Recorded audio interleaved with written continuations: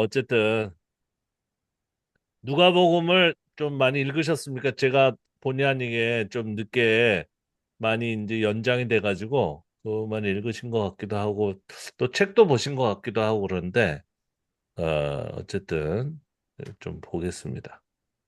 이 누가복음이 좀 있죠.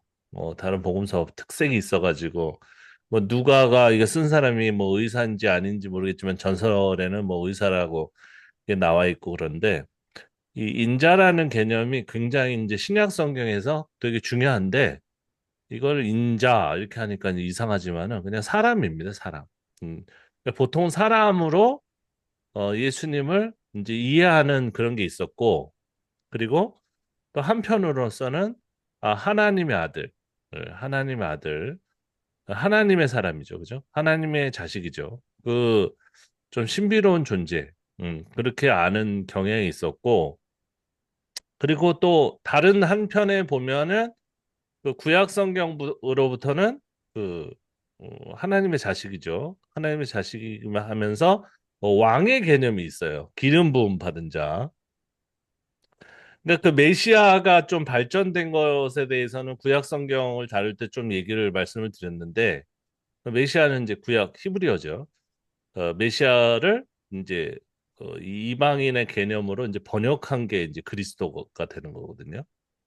근데 그리스도 따로 뭐 메시아 따로 그런 건 아니고 그래서 구약의 메시아 개념이 그러니까 왕 개념입니다. 왕. 왕 개념이 신약에서는 그리스도다. 이렇게 생각하시면 되는데 그래서 예수 그리스도라고 하면은 사람의 개념과 그다음에 하나님이 이제 세운 이제 왕으로부터 발전된 뭔가 초월적인 개념의 그 그리스도의 개념이 같이 있는 거예요. 근데 초기 기독교의 역사를 보면은 이 두 가지 개념이 지금 우리가 지금 알고 있는 것처럼 잘 뭐 나름대로 이렇게 섞여져 있는 게 아니라 부단히 싸웠습니다. 예수님 사람이다. 아니다. 예수님은 하나님의 아들이다. 아니야 하나님이다. 이렇게 계속 싸웠기 때문에 그런 그 과정 가운데서 이 사본들이 서로 다른 성격을 다 갖게 된 겁니다. 네. 그런 개념을 먼저 좀 알고 계시면서 이거를 이제 질문을 한번 우리가 풀어가 보면은 좀 많이 누가복음에 대해서 또 복음서에 대해서 신약 성경 전체에 대해서 좀 잘 알게 될 것 같습니다. 그래서 질문 주신 것을 이렇게 붙여봤는데 누가복음 22장을 읽다 보면 아래 내용이 약간 이상한 느낌이 들고 이 구절을 빼면 더 자연스럽게 읽어진다. 왜 전승되어진 것은 삭제가 안 되어도 학자들이 추가하는 경우가 많은데 그 이유가 뭐냐? 단순히 완성도를 높이기 위해서냐? 그러면서 특별히 굉장히 유명한 구절입니다. 누가복음을 비평적으로 공부를 해본 사람은 이런 얘기를 많이 하죠. 천사가 특별히 사본학 여러 가지 사본들이 있는데 그 사본을 비교하면서 보면은 요 구절이 있는 사본이 있고, 요 구절이 없는 사본이 있어요. 그러나 이제 사본학에서는 그냥 여기 있다 없다 요것만 얘기하고 그것이 왜 없냐, 왜 있냐 이것에 대해서는 추정을 잘 하지 않습니다. 이제 성서 비평으로 넘어가야지 그 사본학의 자료를 가지고 이런저런 얘기를 하게 되는 거거든요. 근데 우리나라의 신학교는 사본학도 안 배우고, 그다음에 비평학도 안 배우고 아무것도 배우는 게 없어요. 그냥 일개의 설, 하나의 뭐 칼비니즘이면 뭐 루터 개념이면 개념, 그 뭐 그거 중에서도 또 하나의 교리를 딱 잡아가지고 그거를 맹신하고 있습니다. 그래서 그 교리가 뭐 옳다고 하더라도 그게 어떤 과정을 거쳐서 생성이 돼 있는지 정도는 배워야 되는데 그것도 안 배워요. 그러니까 이것은 교리 숭배. 음. 성경을 숭배하는 것도 아니에요. 그냥 교리 하나를 숭배하고 있다. 거의 대부분의 장로교가 세계 전체로 보면 장로교 교세가 그렇게 크지 않은데 우리나라만 크죠.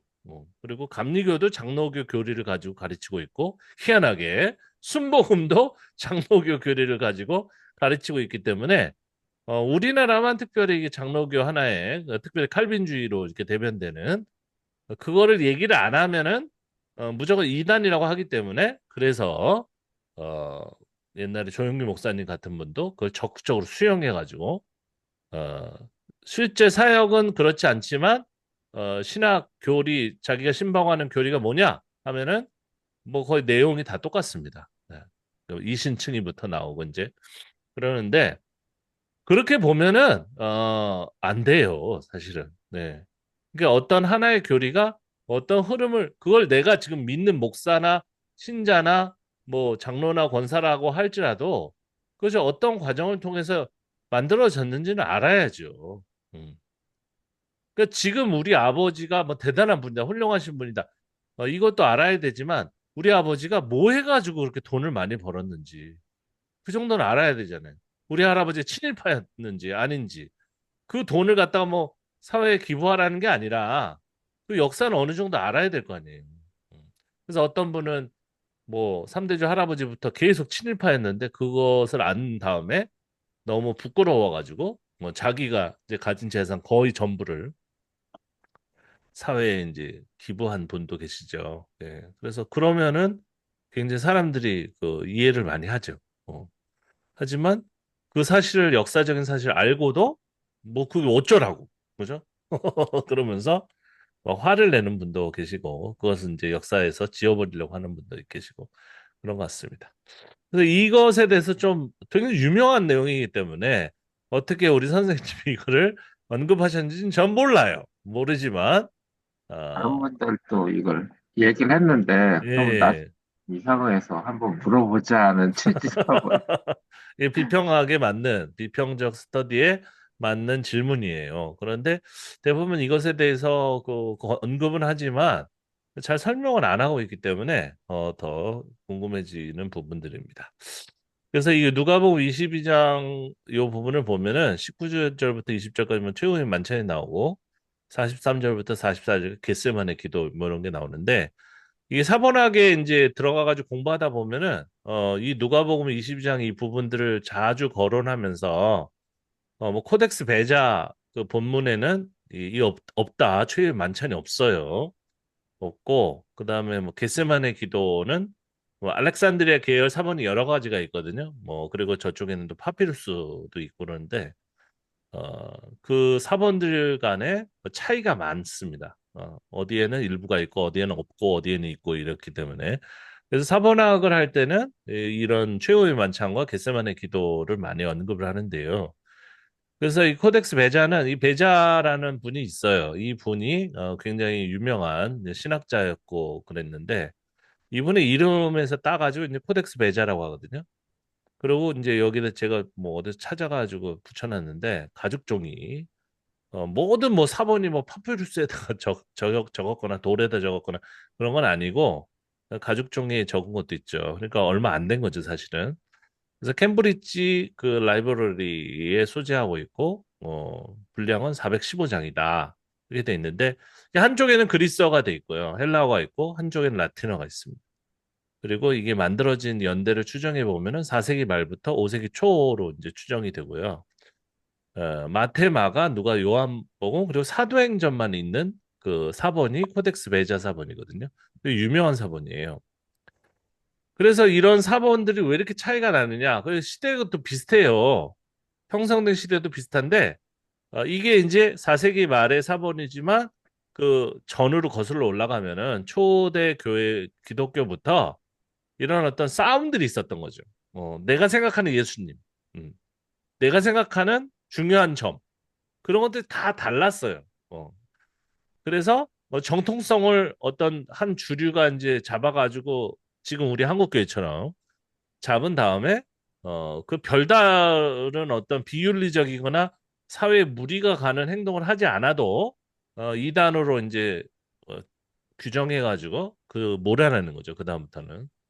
그래서 이제 삼일체 뭐 신학이라든지 여러 가지 이신층의 신학이라든지 이런 것들을 주류로 남기고 나머지는 이제 다 밖으로 추출해 나가는 과정이 있었다는 겁니다.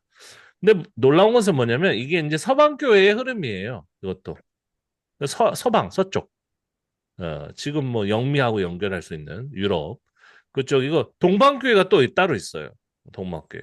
오히려 동방교회는 지금 신자들이 많이 있는데 그리스 사람들이 동방교회 그 신자인 경우가 많습니다. 제가 최근까지 한국어 가르쳤던 그리스 어떤 자매가 있는데 그 자매가 이제 동방교회 지금 한국에도 있어요. 동방교회 모임이. 저도 따라서 가보면은 완전 다른 세계. 그러니까 이 흐름이 완전 다른 흐름으로 형성됐기 때문에 이게 교회일까? 이상하다. 무슨 유교 그죠? 예, 그런 의식 같기도 하고 천주교 같기도 하고 막 그런 거죠. 하지만 이 동방교회 분들은 나름대로 자기네들이 정통이다 이렇게 생각을 하고 있는데요. 어쨌든 이런 서방 쪽의 어떤 그런 흐름이 또 존중을 많이 받는 이유는 뭐냐면 사본이 많이 있어요. 사본이 많이 나오다 보니까 또 말발이 좀 서고 그러는 건데요. 저기 이제 사진은 아마 마태복음인 것 같은데 마태복음 배자사본 중에서 마태복음은 저렇게 잘 써놨어요. 이렇게 손으로 썼는데도 인쇄한 것처럼 이렇게 잘 써놓은 것들이 요 4세기 말 5세기 요때의 사본의 특징입니다. 그래서 위에 제가 메모를 해놨는데 이는 너희를 위하여 주는 내 몸이다 부분이 짧게 나타나고 후반부 구절은 생략됐어요. 그러니까 이 성찬식의 어떤 모델도 예수님이 창설하셨다고 하지만은 지금 우리가 하는 이런 의식으로 발전하기 위해서는 굉장히 많은 시간이 필요했다는 거죠. 그리고 서로 논의가 많았어요. 어떻게 해야 될까? 네. 그런데 우리가 정통이다 하지만은 한국 교회가 뭐가 정통, 어디서부터의 정통인지도 잘 알 수 없고, 그리고 이런 어떤 4세기, 5세기부터 내려오는 그런 전통은 오히려 동방교회가 그대로 유지를 하고 있고요. 이 서방교회, 그 서방교회 끈앞풀인 우리 한국 개신교는 정말 혼종이죠. 잡종이라고 할 수가 있죠. 왜냐하면 성찬식도 제대로 하지 않아요. 제가 제대로 하는 교회 가보니까는 이렇게 하는 게 아니에요. 어. 근데 대충 약식으로 하고 어떤 데는 뭐 하지도 않고 뭐 그러죠. 네. 그래서 뭐 우리는 근본을 알 수 없는 사실은 어떻게 보면은 전체적으로 교부부터 시작해 초기 교회, 교부, 그다음에 이후에 뭐 초기 중세 그런 흐름을 아무리 찾아봐도 사실은 우리는 그냥 미국의 세일즈 그러니까 단기간에 많은 사람들을 갖다가 교인으로 만드는데 특화돼 있는 그런 맥도날드식의 그런 개신교의 아류다. 그 정도로 생각하시면 되겠습니다. 그래서 깊이가 없고 우리는 기독교 문화에 대해서는 그래서 그런지 기독교의 대사회적인 영향력도 거의 없죠. 거의 없습니다. 왜냐하면은 미국의 그 기독교 자체가 가벼워요. 가벼워서 유럽보다 못합니다. 유럽은 오히려 거기 안에는 좀 이거 흐름들이 많이 남아 있어요. 네. 그래서 아쉬운 점이 있는데 어쨌든 코덱스 배자 이 사본 하나만 봐도 이 성찬식이라든지 이런 의식들이 왜 필요했을까? 어. 예수님이 안 계신 상황에서 이런 어떤 의식을 갖다가 강화할 필요가 있었을 겁니다. 어. 근데 이 의식을 이제 처음부터 만약에 진짜 예수님이 처음 그걸 창설하셔가지고 계속 나왔으면 거기에 대해서 뭐 반론을 할 사람이 없었을 거예요. 예수님 하셨으니까 우리가 하는 거다. 뭐 그 의미 같은 걸 따질 필요도 사실은 없죠. 예수님이 했는데. 하지만 나중에 이것이 생겼을 가능성이 굉장히 높기 때문에 그 뭐냐 이게 도대체 이게 빵이 예수님의 살이냐? 그럼 먹었을 때 그게 들어가면서 살로 바뀌느냐? 아니면 그냥 예수님의 살을 기념하면서 그냥 먹는 거냐? 그것도 엄청 싸웠죠. 엄청 긴 시간 동안. 예. 그리고 포도주를 먹을 때 이게 피냐? 뭐 화채설 뭐 여러 가지가 있어요. 그런 것들은 저는 관심이 사실 없는데 뭐 배우긴 배웠죠. 그런 게 중요한 게 아니라 왜 그렇게 복잡한 여러 가지 주장들이 나타났냐? 이 의식 자체가 나중에 생겼기 때문에. 예. 성찬식이 중요하지 않다는 것도 아닙니다. 저는 성찬식을 이렇게 집행하면서 그게 의미가 많다고 생각해요. 하지만 그 의미는 우리가 부여하는 게 낫지. 한번 그 의미가 뭔지도 모르면서 그냥 이걸 먹을 때 뭐 성령이 임하시고 이상 기도하죠. 뭐 성령 충만하게 해주시옵소서. 성찬식과 성령 충만은 사실 상관이 없어요. 그리고 성찬식 하면서 회개기도 시켜요. 회개기도. 그것도 사실은 좀 관계가 그렇게 많지 않거든요. 전통적으로 보자면은. 그게 다 이제 한국식으로 우리는 꽁 잡는 게 매거든요, 우리는. 우리 한국 개신교는 꽁 잡는 게 매입니다. 그 속담에 딱 맞아요. 그러니까 잘 되는 거를 그냥 하는 거예요. 그리고 그게 의미가 되는 거고. 예. 예를 들어서 뭐, 백일 기도, 뭐 헌금, 이런 것도. 예. 없어요. 없잖아요. 전통적으로. 어디 있습니까, 그런 게. 하지만 그게 좋아. 헌금을 계속 내니까. 그러니까 거기에 의미를 부여하는 거죠, 이렇게. 예. 뭐 어디 찾아가지고, 이렇게. 뭐, 일천번째 이런 것도. 한 번에 천 번의 제사를 한꺼번에 드리는 건데, 그게 아니잖아요, 지금 한국교회에서는. 예? 천 번을 계속 해가지고 하는 거잖아요. 그 어디 근거가 있어요? 엉터리다. 예. 성경, 제가 이게 성경 비평을 한다니까, 뭐, 교회 전통 무시한다고 그러는데, 저는 원래 이 교회 역사나 전통에 대해서 엄청나게 많이 공부한 사람이에요. 그걸 좋아가지고 그게 예, 리트로 그 의식, 세러모니 이런 것에 의미를 많이 두고 있었단 말이에요. 근데 그것도 없어 사실은 한국 교회는 아무것도 없다고 보시면 됩니다. 그래서 도대체 예수를 믿는 것인지 아니면 사탄을 믿는 것인지 알 수가 없는 그냥 천국에 갈까? 예, 모르겠습니다. 그러니까 사형리를 전도했는데 이 사형리의 성경적 근거가 부실한데 이거를 받아들여 가지고 지금 믿었다는 사람이 정말 성경적인 신앙을 가진 것일까? 어, 돌아봐야죠. 전통도 그러니까 전통을 부여잡는 천주교 막 욕하면서 그 전통도 모르고 그리고 그 전에 초기 기독교로부터 연결된 것도 없어요. 그 사본도 보면은 이 사본이 왜 다른지도 고민을 안 해봤기 때문에 뭔가 새로운 것도 만들어야 된다는 이유도 없는 거죠. 예. 이들은 고민했단 말이에요. 최소한. 5세기까지는 고민을 많이 했어요. 우리가 어떻게 믿어야지 제대로 믿는 것인지 엄청나게 고민을 많이 하면서 그래서 이들의 교리라든지 이런 성경 부분들이라든지 이런 것들을 막 바꿔본 거예요. 고민은 고민하면 바꿔봅니다. 우리 와이프가 외출할 때 고민하면 어떻게 돼요? 옷을 이거 입었다 저거 입었다 뭐 이러잖아요. 어. 거기에 이제 여러 가지 편집이 나타나는 거죠, 성경. 음. 근데 우리는 고민이 없어요. 왜? 고정됐다며, 텍스트가. 그것도 한국 성경이 진리라고 믿으니까 고민할 필요가 없죠. 예. 그러니까 나태해지는 겁니다. 예. 거기 고정된 거를 내가 믿으면 이제 나는 100% 천국 가기 때문에 그것도 자기 망상일지도 모르죠. 그렇기 때문에 그 이후의 삶은 그냥 지멋대로 하는 거예요. 그래서 어떤 분이 신앙적으로 진중함이 있는지 없는지를 보려면은 그분이 고민하는 사람인지 아닌지 아니면 성경 해석에 대해서 항상 이렇게 주목하고 있는 사람인지 아닌지를 보면 됩니다. 마치 다 아는 것처럼 뭐 이신층에만 계속 떠드는 이런 사람들은 뒤가 구릴 가능성이 굉장히 높아요. 제 친구들을 보면 대부분 그렇습니다. 이렇게 돼 있고요. 그래서 여기 보면 이제 겟세마네 기도로 넘어와서 알렉산드리아 계열 사본을 좀 비교해 보라고 제가 메모를 해놨는데 이것도 좀 간결한 문체로 돼 있고요. 뭐 시나이 사본, 시내 사본이 있고 캐서린 수도원에서 발견된 거로 유명하고 그다음에 바티칸 사본이 있고요. 오늘 알렉산드리아 사본, 영국 그, 박물관에 있습니다. 도서관에 거기 있는데 이거 비교해 보면은 파피루스 사본은 2, 3세기라서 이제 비교했을 때 가장 오래된 사본이에요.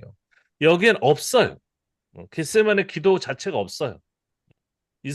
2세기까지 올라가니까 굉장히 제일 오래된 거잖아요. 그죠? 그리고 있다는 사람은 좀 위조된 어떤 사본 같은 것들을 이제 가지고 그러는 경우가 있는데 바티칸 사본은 가서 보시면 알겠지만 여기 없어요. 여기도 없고 알렉산드리아 사본은 이제 포함된 걸로 저는 요 사본은 제가 못 봤습니다. 포함된 걸로 돼 있어요.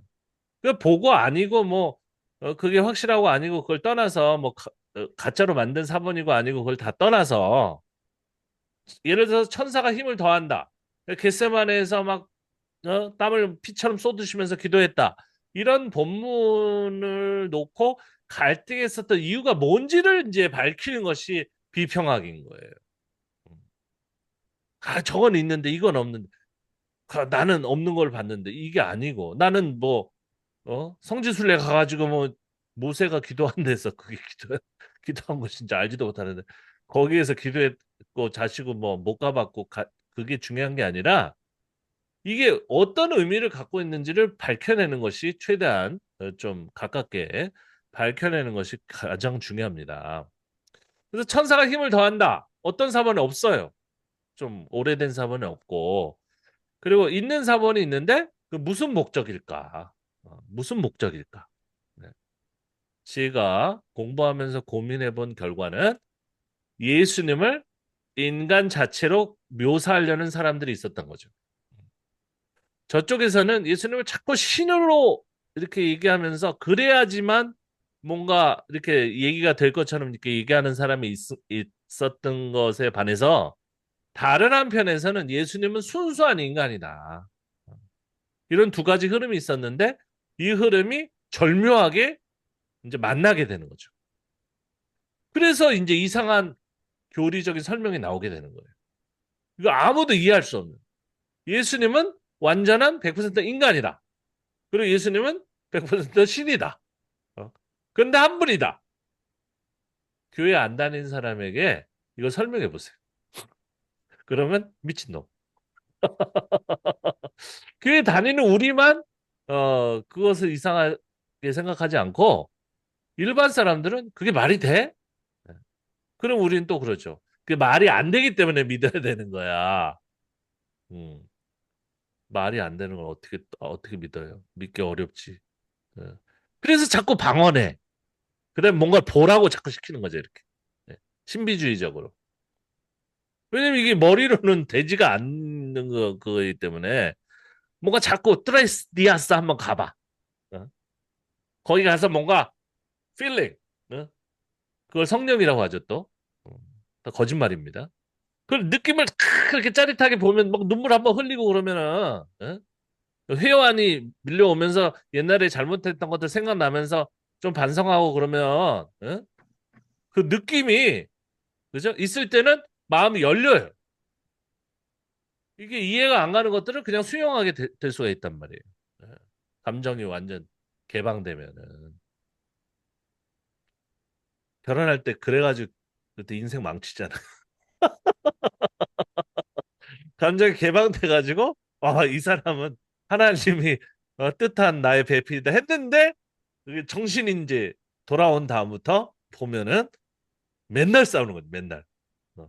목회자 집에서 접시가 날아다니고 뭐 이러는 거죠. 그러니까 좀 판단을 하고 나한테 맞는 짝인지 아닌지를 좀 이렇게 따져보는 과정이 없는 거죠. 특별히 교회 다니는 분들이 그래요. 제가 그 지금 대학교에 일하는 대학교 바로 옆방에 이제 외국어 그 담당하시는 선생님이 계시는데 금방 결혼하더라고. 교회를 열심히 다니시는 분이 전도도 열심히 하고. 세상에 그 학교 안에서는 전도를 잘 안 하잖아요. 근데 그분은 이렇게 항상 그 복음 쪽지를 들고 다니면서 전도지를 들고 다니면서 막 돌아다니면서 전도해. 욕하든 말든 막 이렇게 하시는 분인데 저는 좀 받아들이고 그다음에 그분이 막 뭐 영어로 뭐 번역해 주세요. 그래서 왜 번역 필요하세요? 그럼 이거 번역해 가지고 저 외국인 유학생들한테 가가지고 전도하겠다고 이러시는 분이었었는데 얼마 전에 결혼했어요, 갑자기. 그래서, 정신이 없게. 그냥 저는 알지도 못했어요. 제 친하게 지냈기 때문에 한번 갈 수도 있었는데, 저도 뭐, 워낙 뭐, 제 코가 석자라서 못 갔겠지만은. 근데 하여간 갑자기 결혼했어요. 그래가지고 누구하고 결혼하셨어요? 그랬더니, 그냥 뭐, 교회에서 만난 분인데, 뭐, 한 달 정도 보고, 기도하고, 응답받아가지고 결혼했다. 근데 벌써 힘들대. 벌써. 뭐, 안 맞아. 임신했어요, 벌써. 그리고. 알 수가 없네.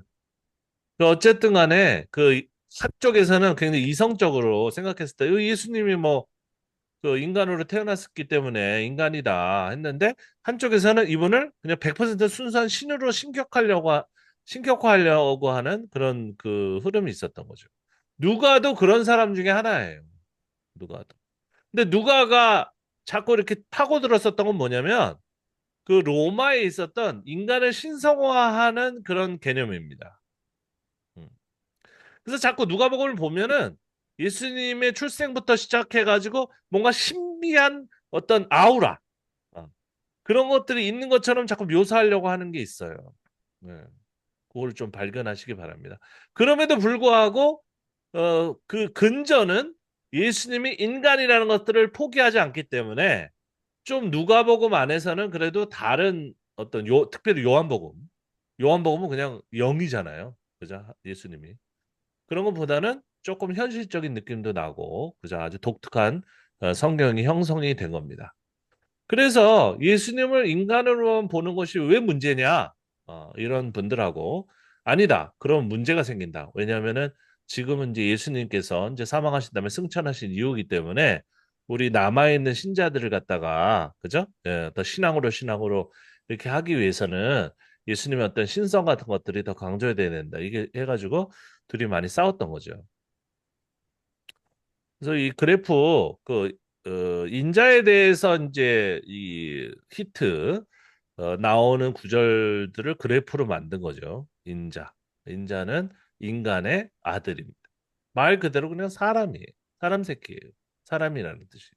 인자다. 이게 번역을 아직까지도 이렇게 만들어 놓으니까 뭔가 그리고 어떤 아이들은 주일학교 아이들은 인자, 사랑 이렇게 오해하죠. 인자하신 예수님. 이 번역을 어, 나쁜 놈들이 해서 그래요. 어, 개역 개정판을 해놓고 내용이 별로 안 바뀌잖아요. 그냥. 왜요? 버전만 바꿔놓고 그 번역의 권리를 가진 사람들이 바뀌는 거예요. 그래서 이익 집단이 바뀐 거죠. 그래서 그걸 팔면서 계속 팔리니까 성경은. 에이 나쁜 놈들. 이해하기 쉬운 현대말로 바꿔야지 바꾸려면 번역도 조금밖에 안 해놓고 그리고 찬송가는 왜 바꿔요? 어. 입에 익은 그 구절도 좋은데 막 국어 국문학자 데려다 놓고 뭐 영어 전문가 데려다 놓고 원문은 그렇지 않았는데 원문에 가깝게 해놔야 된다. 그렇게 해놓고 살짝 조용기 목사님 그죠? 찬송 끼워 넣고 자기네들이 찬송 몇 개 끼워 넣고 그리고 새로운 책으로 만들어 가지고 또 팔아먹는 네. 그게 이제 이신층이 예. 우리가 정통이다 하는 분들의 행동이에요. 그러니까 사회가 그걸 알면은 인정하겠습니까? 뒤가 구린데. 어쨌든 저도 흥분을 하지 말아야 돼. 어쨌든 인자는 지금 누가복음에만 많이 나오는 게 아니잖아요, 지금. 여기 보시면 이제 사복음서 전체에 다 나와요. 이게 뭐냐면 사람으로서의 예수님에 대한 관심이 전반적으로 있었다. 이렇게 정리를 하시면 되겠습니다. 사람으로서의 예수님의 관심은 뒤에 있는 어떤 신약 성경의 다른 책으로 가면은 이제 없어지죠. 왜냐하면은 그때는 뭔가 슈퍼맨 같은 초능력을 가진 그 예수님, 재림주로서의 예수님이 더 간절하게 필요한 그런 시점이기 때문에 초기에 사람으로서의 예수님을 수용하는 그런 관심은 거의 없다. 네, 이렇게 보시면 되겠습니다. 그리고 여기 보면 그 신적인 예수님에 대해서도 이제 같이 한 소리가 있었다고 그랬잖아요. 그거는 쭉 이어지는 거죠. 그러니까 이들이 이긴 거예요. 어. 그러니까 예수님의 인성, 우리가 성이라고 붙이는 것도 좀 문제가 있는데, 뭐 인성, 뭐 신성, 이게 헷갈리게 만드는 겁니다. 그러니까 그러지 말고 하나님을 순수한 신으로만 주장하는 주장이 있었다. 이게 역사적으로 얘기하는 게 더 명확한단 말이에요. 이분들은 초지일관, 처음부터 끝까지, 특별히 끝으로 가가지고, 좀 더 확대되는 측면도 있죠. 유다서, 요한계시록까지. 그러면서 이 초능력을 가진 예수님은, 굉장히 그 인기가 많았다. 신앙의 세계에서는. 지금도 그렇죠. 예수님이 어떤 분이기를 원합니까? 예수님이 뭔가 우리 기도를 들어주고 우리가 안 되는 것들을 갖다가 이렇게 기적으로 이렇게 해주는 기적을 일으키는 그런 분위기를 원하는 분이 훨씬 더 많잖아요. 그죠? 예. 예수님이 우리와 똑같은 성정을 가진 그런 인간이다. 그럼 뭔가 김이 빠지는 것 같은 그런 느낌이 많이 드는 거죠. 그래서 이 그리스도. 그리스도, 이 메시아 그리스도 이런 개념도 지금 보면은 그 사복음서보다는 뒤쪽으로 갈수록 음, 좀 후대에 적혀 있는 성경으로 갈수록 강조되는 측면이 있어요. 그래서 이런 그래프만 한번 뽑아봐도 깨달을 수 있는 부분이 굉장히 많습니다. 어, 그래서 우리가 이거 문학적으로만 해석할 게 아니라 이건 통계적인 거잖아요. 통계적, 시간적인 것이고. 제가 요즘 이제 한국어, 한국어 논문을 쓰는데, 상상으로 논문 쓰는 분들이 많이 있어요. 미얀마 한국어 학습자에 대해서 어떤 분이 논문을 써놨는데, 뭐, 미얀마 학생들은 어쩌고저쩌고 뭐 이렇게 다 써놨더라고요. 근데, 그러면 안 된다. 그래가지고 제가 좀 힘들었지만은, 미얀마 학생들을 283명을 갖다 제가 다 연락해가지고, 설문조사를 해가지고 결론을 내렸어요. 그랬더니 그분들은 공부를 아주 열심히 하시고 그 과묵하지만은 뭔가 성적을 내는데 희열을 느끼고 일본 학습자하고 완전 달라요. 그런 성향들이 이제 나타나는 거죠. 그런 것처럼 이런 프로그램을 이제 쓸 때의 이익은 뭐냐면 이게 과학적으로 보여주는 거죠. 없다. 그런 어떤 누가복음 안에서는 그리스도가 강조되는 게 아니고 사실은 인간이면서 뭔가 우리하고 같은 어떤 성격을 가진 그런 분들이 저변에 깔려 있었는데 만약에 거기에 그리스도에 대해서 초월적인 하나님의 아들에 대해서 강조하는 내용이 들어갔다면은 그것은 후대의 터치다. 어, 후대의 편집이다 이렇게 볼 수가 있는 근거가 되는 겁니다. 그래서 뭐 예를 들어 가지고 그 뭐 바울이 이런 신약 성경을 대부분을 다 썼다고 한다면은 그 사람은 뭔가 지금 초월적인 하나님에 대해서 계속 얘기하고 있는 거죠. 어. 그럼 자기가 괴로웠나? 자기도 이제 죽었기 때문에 나중에 뭔가 죽은 다음에 우리를 이제 돌봐주시고 우리에게 천국을 예비하신 그분에 대해서 많이 강조하고 있는데 그렇다면 우리가 전도할 때 자꾸 이렇게 내세 중심적으로 이제 죽은 다음에 뭐 천국 가세요 이런 식으로 얘기해야 되느냐. 제가 아침에 출근할 때마다 어떤 아주머니가 추운데 걱정돼요. 그 지하철역 안에서 하다가 쫓겨나가지고 지하철 들어가는 그 입구 그 바람 쌩쌩 부는데 그 입구에 바람이 나오거든요. 오히려 더 시원하게 나와요. 춥게.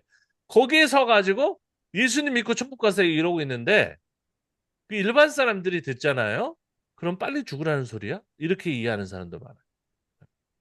이분들은 지금 죽고 나서의 삶에 대해서는 관심도 없는데 우리는 이 성경의 어떤 지도하는 그것에 빠져가지고 죽은 다음의 삶이 굉장히 더 중요하다는 그것만 메시지만 계속 전하고 있기 때문에 뭔가 지금 앞뒤가 안 맞습니다.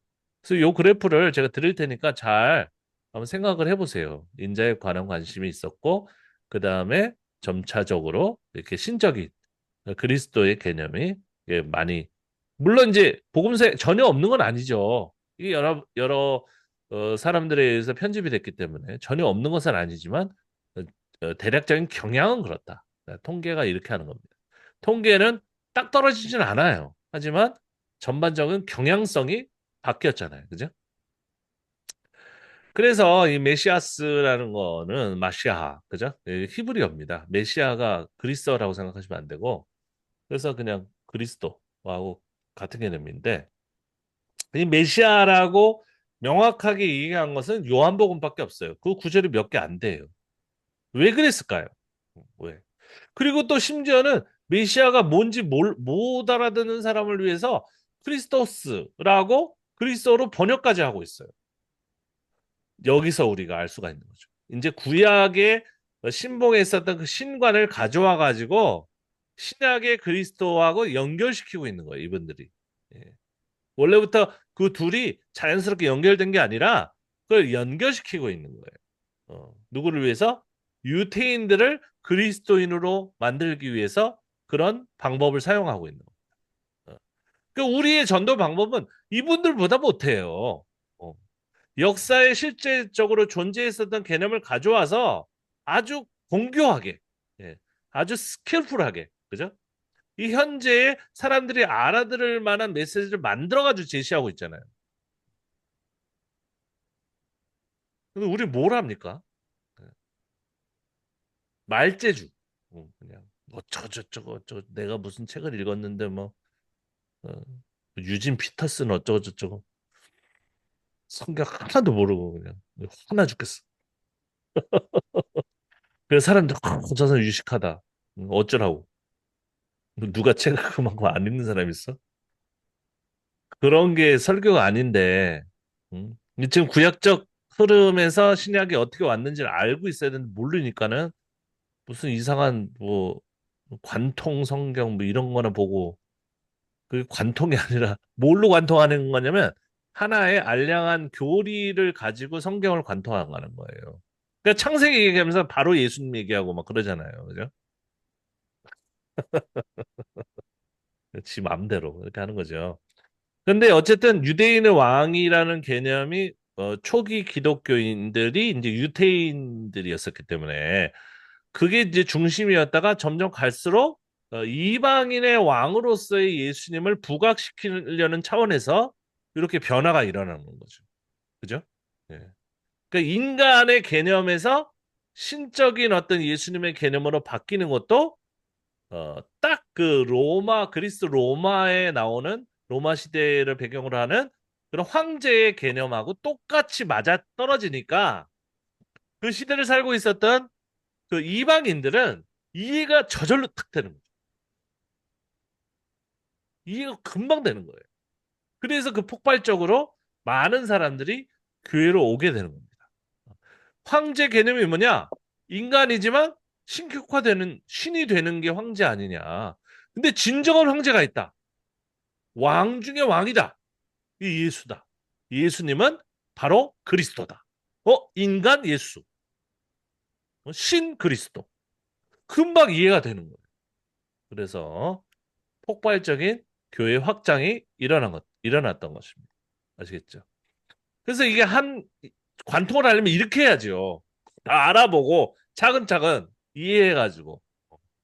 그러다 보니까 처음에 이제 질문하셨던 그런 질문들을 다시 한번 이런 차원에서 다시 한번 살펴보시고 이게 왜 누가복음에서 이런 현상이 일어났는지 한번 잘 생각해 보시면은 아, 그랬구나. 이 누가복음도 여러 가지 손길이 이제 미쳤는데 인간으로서의 예수님을 어떻게든 이제 단계별로 신격화시키려고 하는 신이시죠. 우리는 신으로 믿죠. 하지만 이 과정에서는 그런 어떤 과정을 거쳤다. 이렇게 이해하시면 되겠습니다.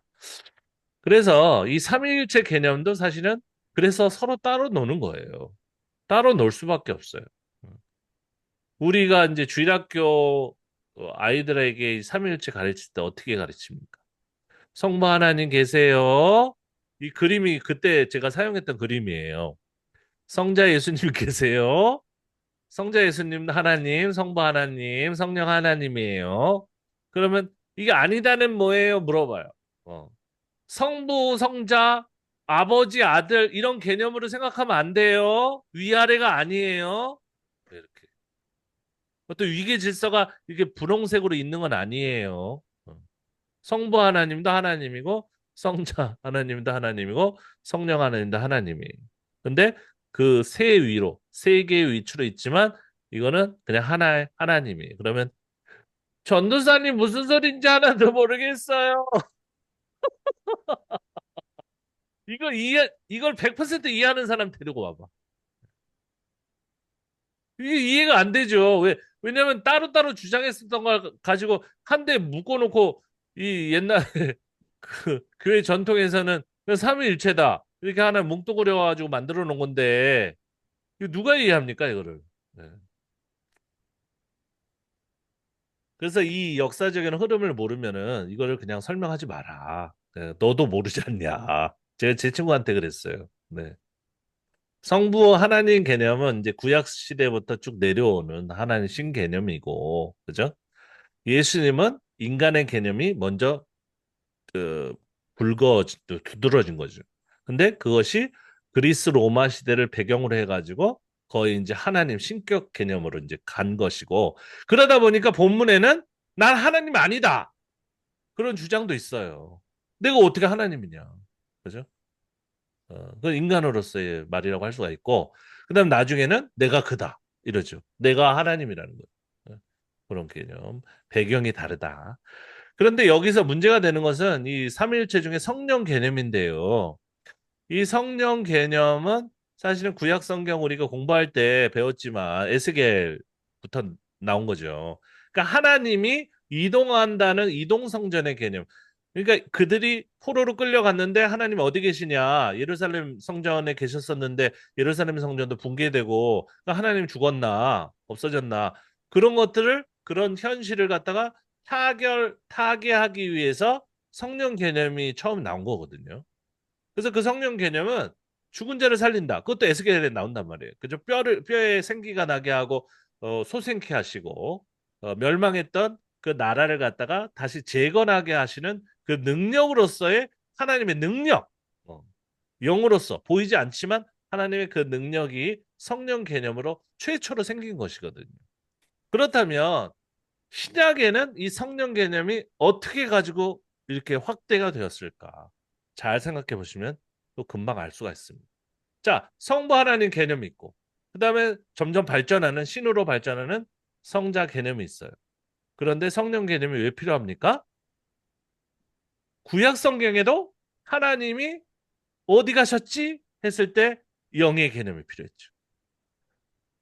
신약 성경에는 예수님이 어디 가셨지? 승천하셨어. 그럼 우리는 혼자네? 아니야.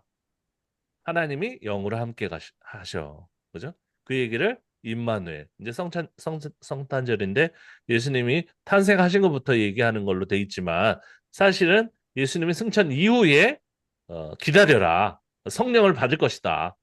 거기부터 사실은 영적인 개념이 강조되기 시작했다고 보시면 되겠죠. 그죠?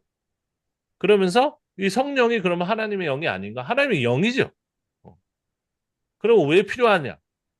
우리와 함께 하시면서 우리 일상을 살아가시면서 하나님이 우리와 함께 계시다는 것을 그죠? 우리가 알려주시는 그런 영으로서 계시는 거죠. 그게 파워가 아니에요.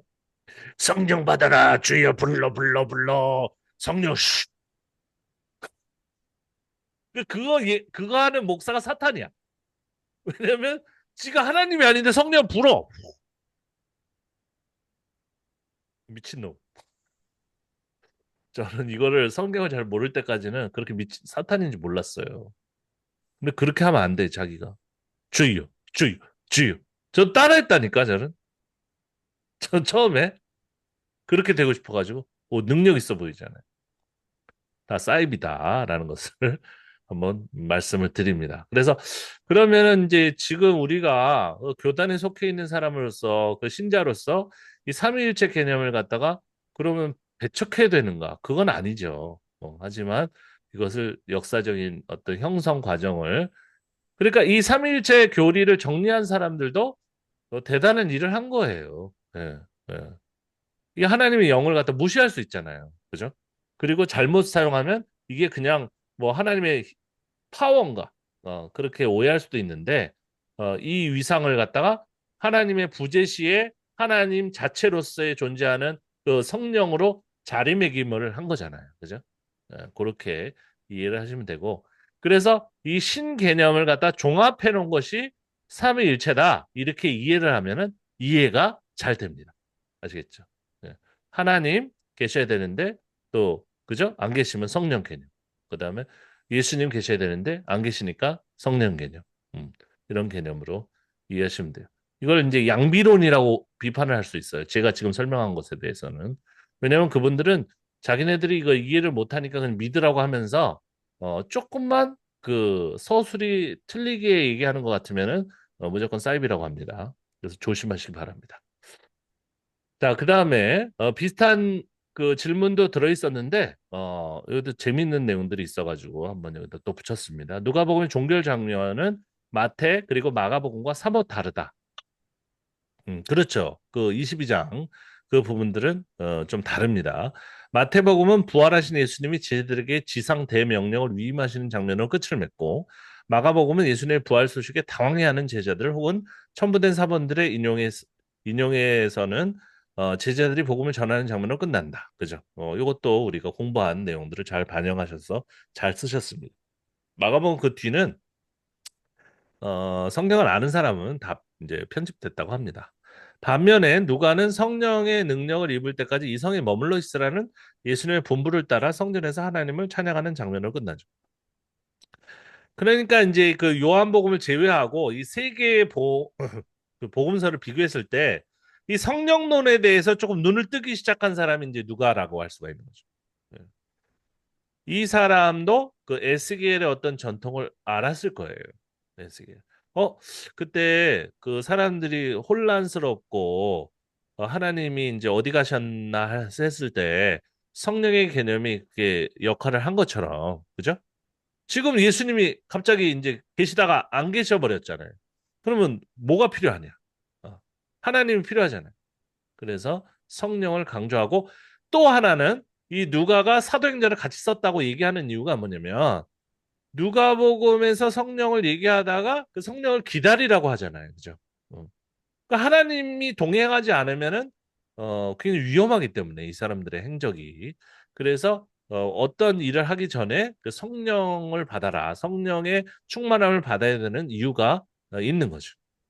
그래서 누가복음은 성령에 대해서 눈뜬 그죠? 신약 성경 안에서 구약 성경에 에스겔이 있으면은 신약 성경에는 누가복음이 있다. 이렇게도 설명을 할 수가 있습니다.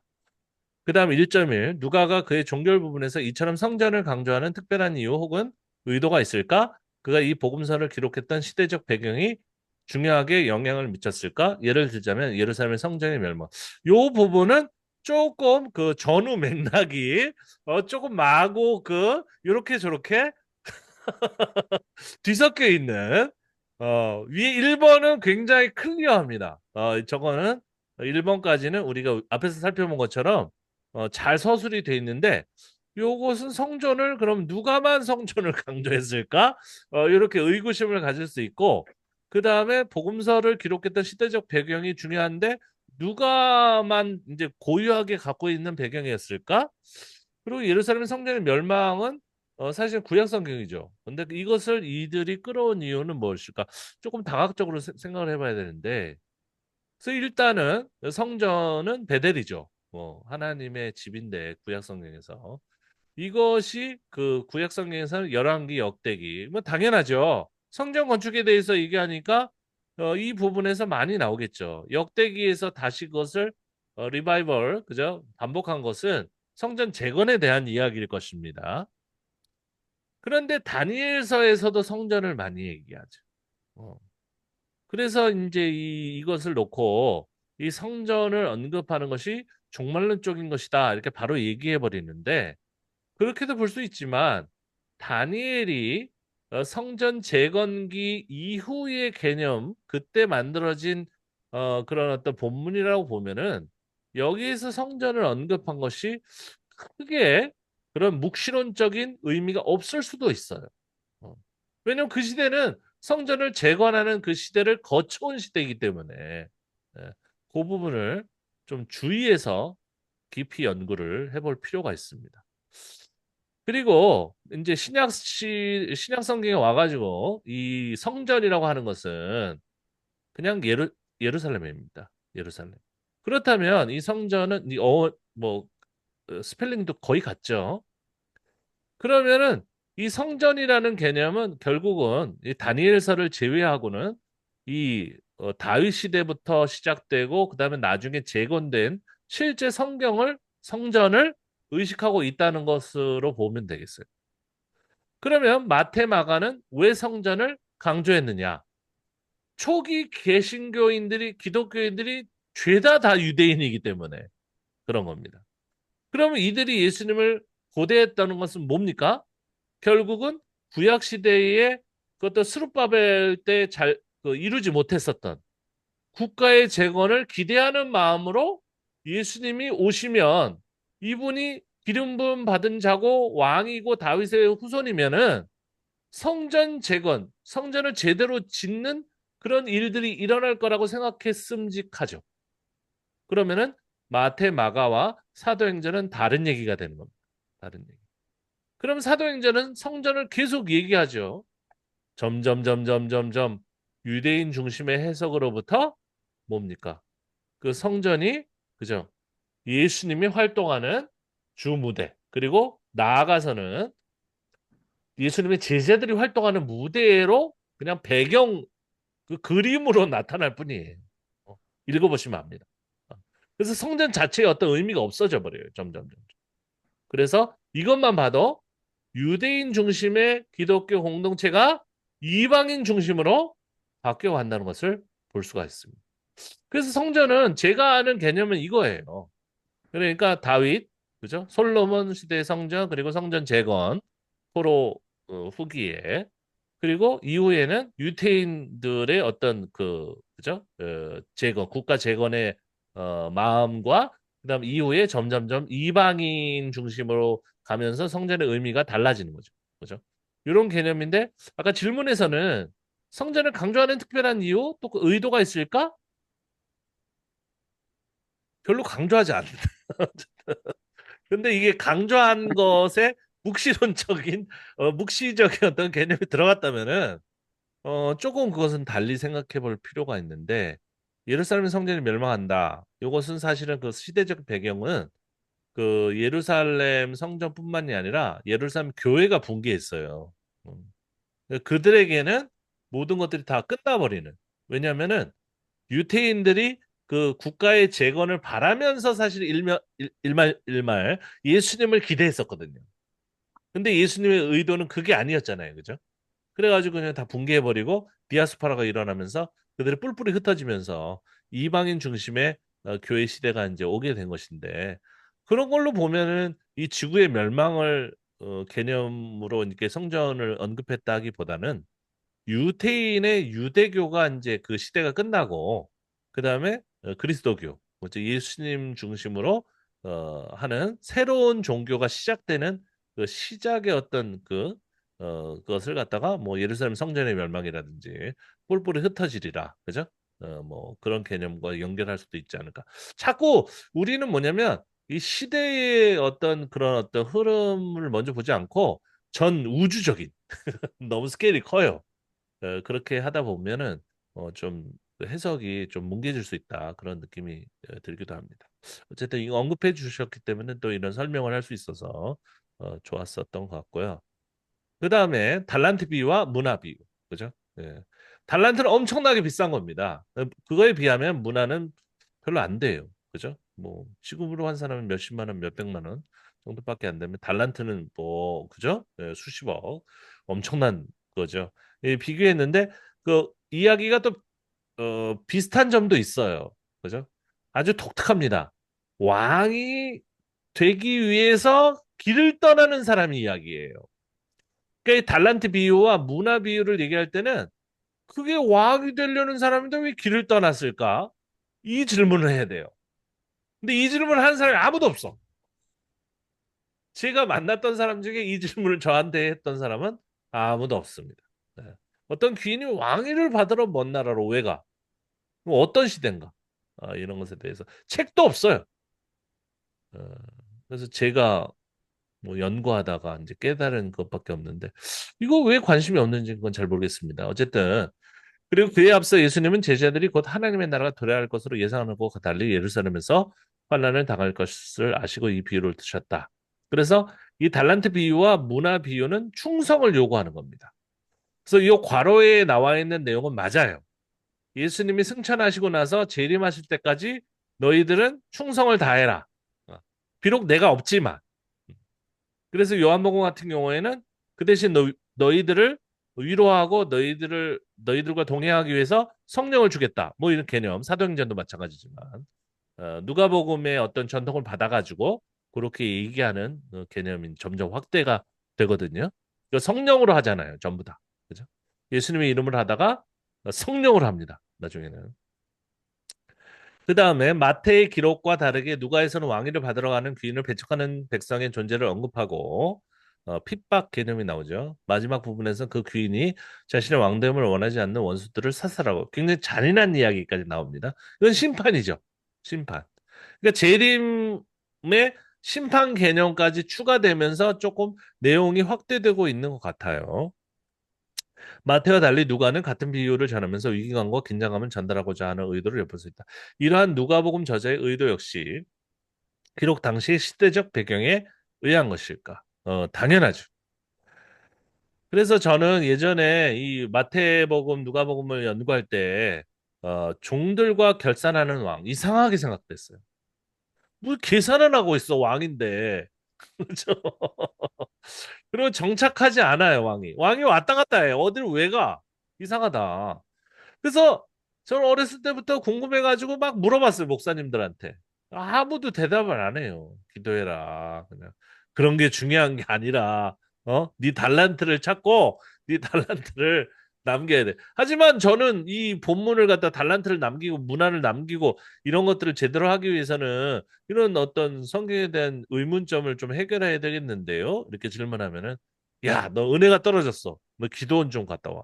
그래서 실제로 이런 질문을 했는데 답변을 못 받고 나가지고 혼나고 나가지고 뭐 하늘상 기도 이런 데 가가지고 골방에 들어가지고 뭐 울면서 내 기도했다니까요. 음. 이상하잖아요. 한 귀인이 먼 나라로 가서 왕위를 받은 후에 돌아오는 이야기는 헤롯 아켈라오가 로마 황제 아우구스투스 같은 사람에게 가가지고 황제의 승인을 받고 오는 이야기와 똑같은 이야기입니다. 그러면 이 이야기는 고대로부터 내려왔을지 모르지만 거의 그리스 로마 시대를 배경으로 해서 만들어진 이야기예요. 그죠? 예. 이 이야기를 가지고 이 성경의 저자는 예수님이 이제 안 계시는데 어디 가셨어요. 그죠? 곧 오실 거예요. 재림을 전망하고 있으면서 분봉왕을 기다리면서 경거망동하지 않고, 그다음에 자기에게 맡긴 뭔가가 있겠죠. 처음엔 적게 맡겼는데 나중엔 또 많이 맡기고, 거꾸로 얘기하면은 많이 맡겼는데 너무 많아. 그래가지고 그거를 축소시켰을 가능성도 있죠. 어쨌든 간에 그걸 맡기신 것을 여러 배로 남겨가지고 열심히 살아야 된다. 그리고 또 그 왕이 돼가지고 돌아오실 분에 대한 충성을, 그죠? 그 충성심을 갖다가 없애면 안 된다. 그런 요구를 하고 있는 거죠.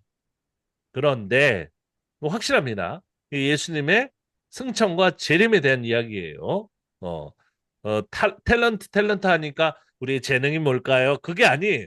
그 엄청나게 무서운 이야기예요. 곧 오신다. 그때까지 열심히 살아라. 경거망동하지 말고 누워서 처 자지 말고 열심히 일해라. 그런 얘기입니다.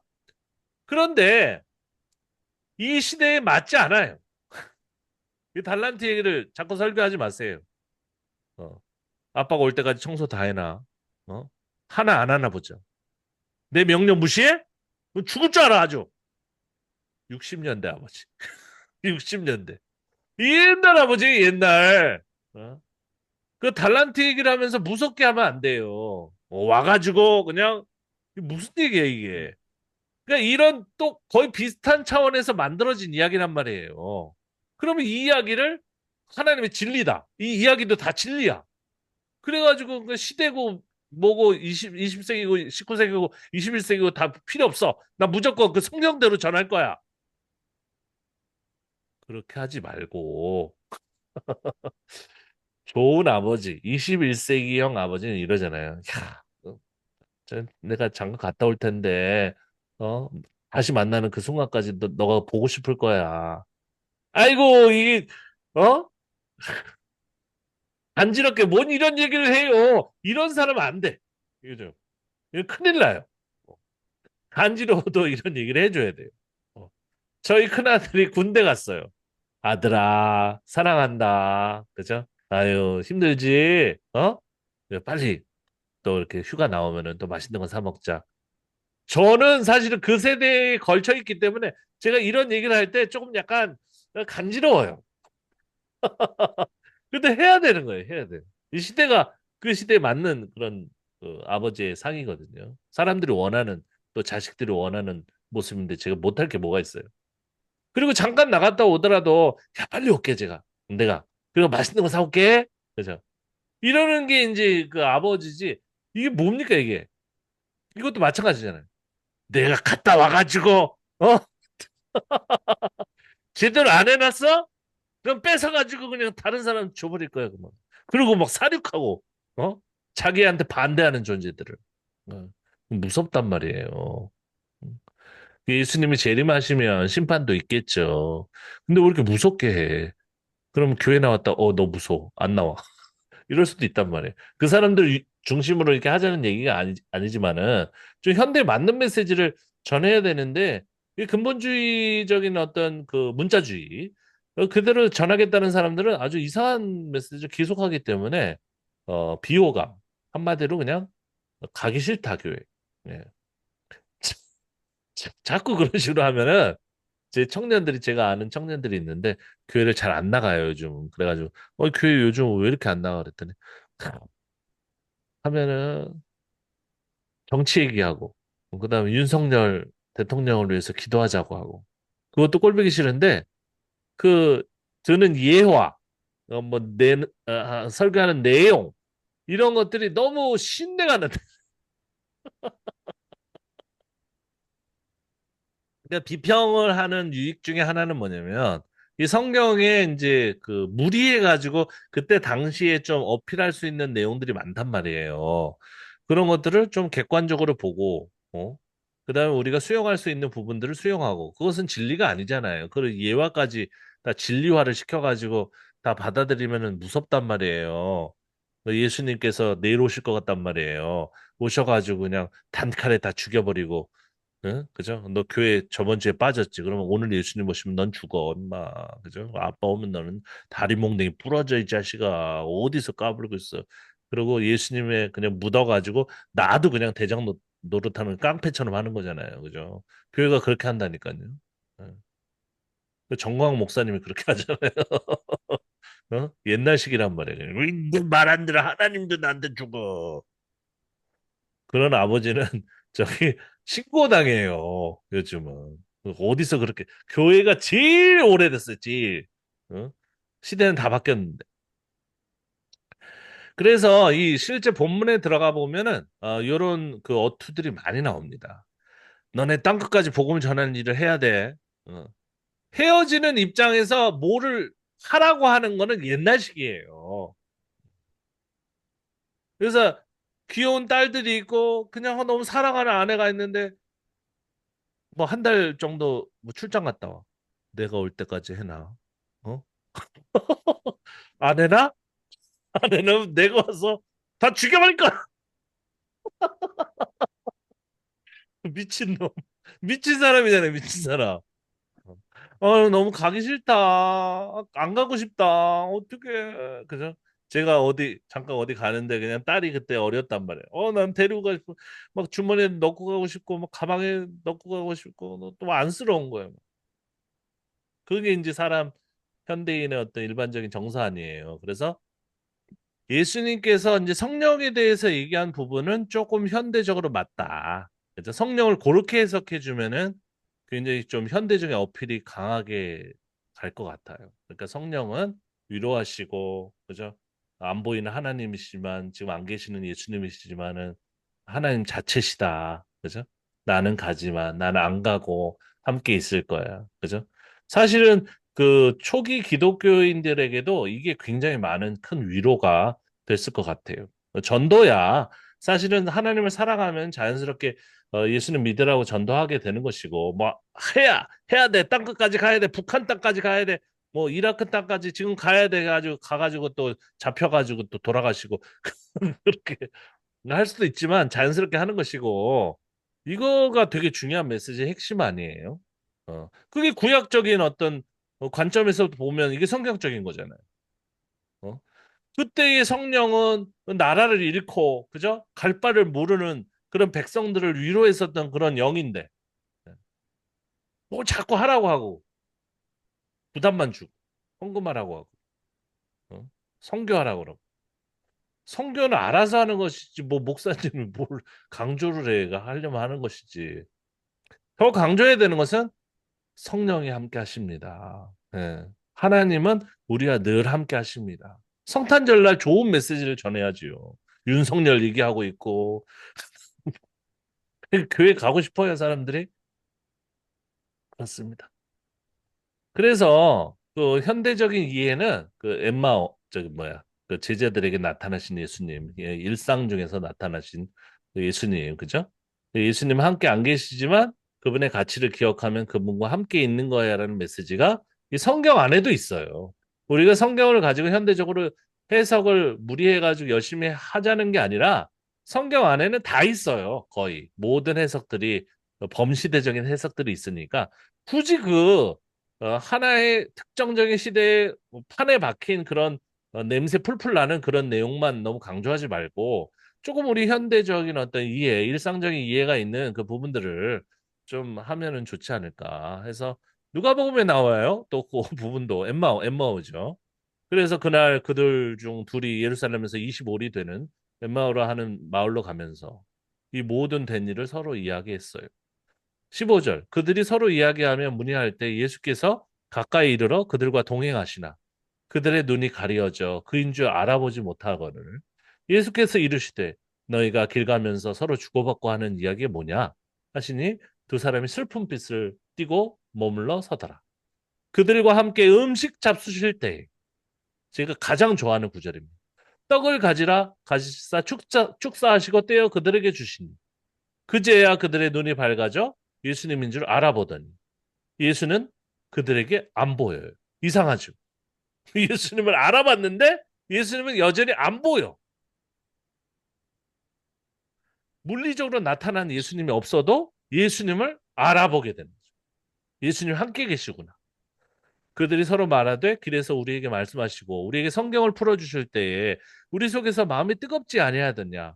그죠? 이런 감정적인 어떤 그런 반응도 없다고 하는 건 아니에요. 있을 수 있죠. 그게 먼저 되면 안 된다는 얘기죠.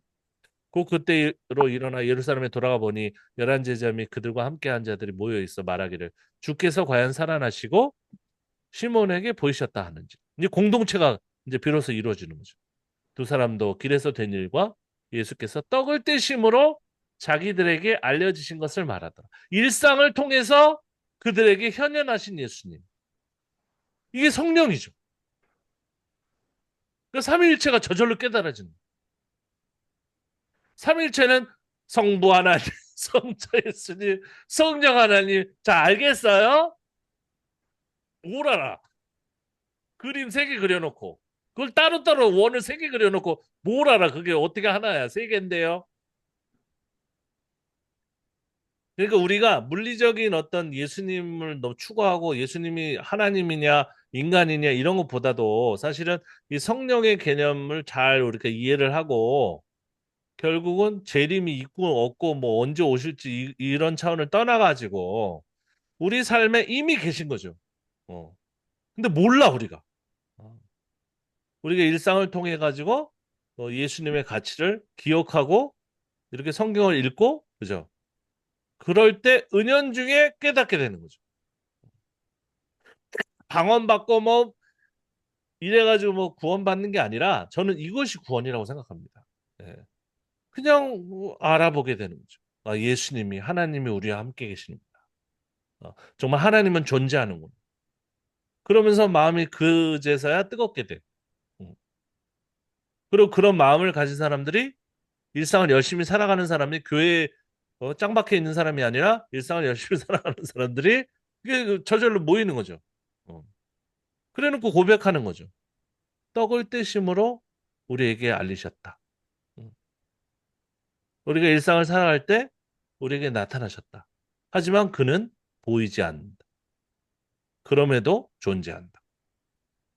이건 엄청난 신앙인 것이죠. 네. 믿어요, 안 믿어요? 삼위일체 내가 한 시간 동안 설명했는데 이해돼? 뭐가 이해돼? 지도 안 믿으면서.